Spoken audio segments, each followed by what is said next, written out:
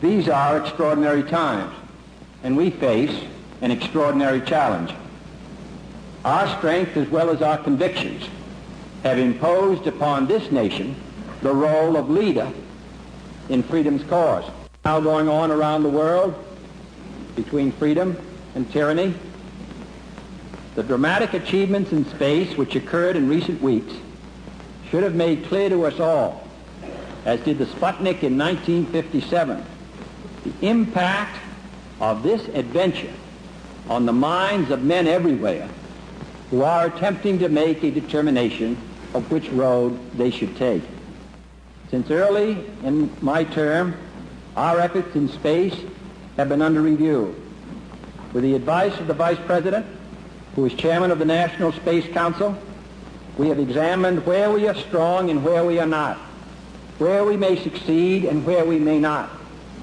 Now it is time to take longer strides, time for a great new American enterprise, time for this nation to take a clearly leading role in space achievement, which in many ways may hold the key to our future on Earth.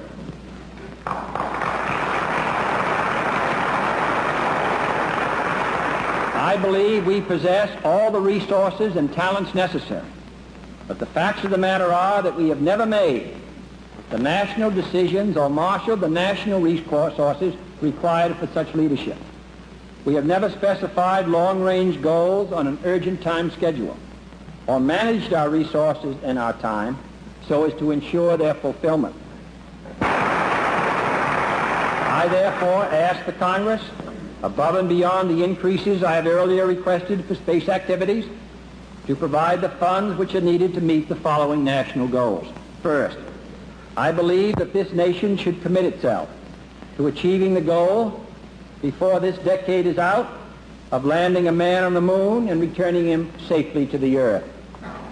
No single space project in this period will be more impressive to mankind or more important for the long-range exploration of space, and none will be so difficult or expensive to accomplish. In conclusion, let me emphasize one point. It is not a pleasure for any President of the United States, as I'm sure it was not a pleasure for my predecessor, to come before the Congress and ask for new appropriations which place burdens on our people. I came to this conclusion with some reluctance.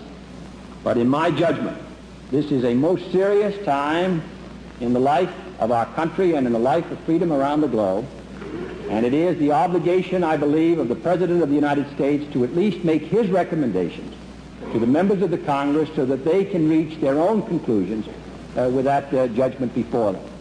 You must decide yourselves as I have decided, and I am confident that whether you finally decide in the way that I have decided or not, that your judgment, as my judgment, is reached on what is in the best interests of our country.